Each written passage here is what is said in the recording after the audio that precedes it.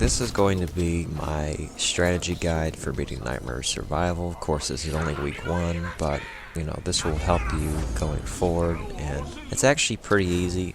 It's very hard, but it's also very easy as far as the strategy goes, as long as you have good teammates that know what they're doing. I did this with random people, and took an hour and a half, a lot of deaths, but there's a couple strategies, and I'm going to lay these out. So the first thing, the most important thing, is something that should be intuitive about this game mode, that the sky is constantly raining down a barrage of fire. And at first I thought that this was really bad, like this was, how are we going to survive this? But actually you can use this to your advantage, and it's probably the #1 tip for this game mode, other than you need to have also your classes set up.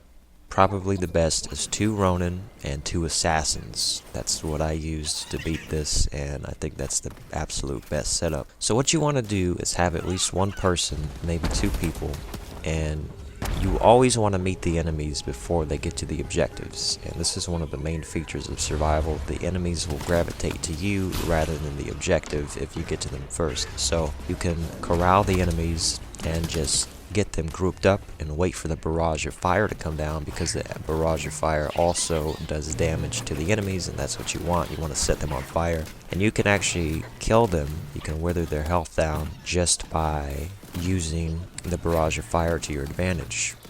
And you want to make sure the enemies stay as far away from the objective as possible. If you happen to lose an objective, you can't worry about having all 3 objectives. It's almost impossible in this game mode, but the longer you can hold on to multiple objectives, the better, because you'll have more health. But you pretty much need constant health regeneration and constant revives in this game mode, and having at least 2 flags is good, and even just 1 flag. If you have 1 flag, that can also kind of make it more simple, because all the enemies will be grouped up, and also all 4 of you will be grouped up. But you always want to have 1 person holding some of the enemies off so you don't get overwhelmed. And if you have the healing charm and the healing gourd, you want to use those no matter what character you're using, because you get that auto health regeneration, and you don't have to worry so much about the Ronins. This really helps in a pinch. And why do I think 2 Assassins? Well, 2 Assassins because they do the most damage, especially with the stealth kills, and they can go invisible, and they can make allies invisible. So,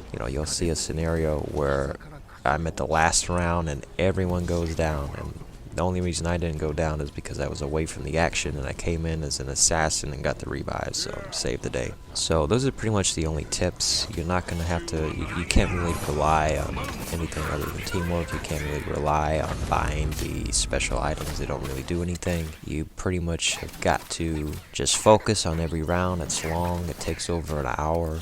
And you have to have good teamwork. If you have constant healing and constant revives, then you'll be fine. And if you use the barrage to your advantage, then you'll be fine. And it actually really simplifies, and you'll see that this game mode's actually really fair once you understand how everything's working. So yeah, it's hard, but it's manageable.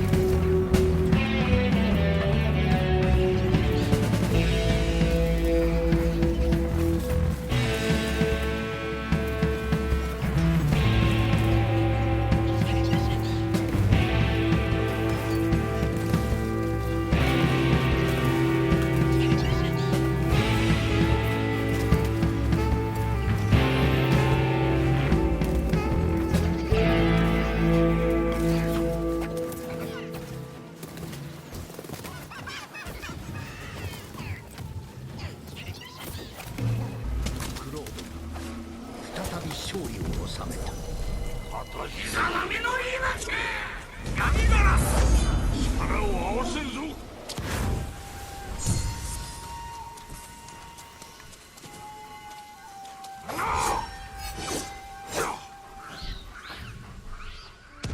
クロードはしばし勝利の余韻に浸った。だが新たな災いは目前にまで迫っている。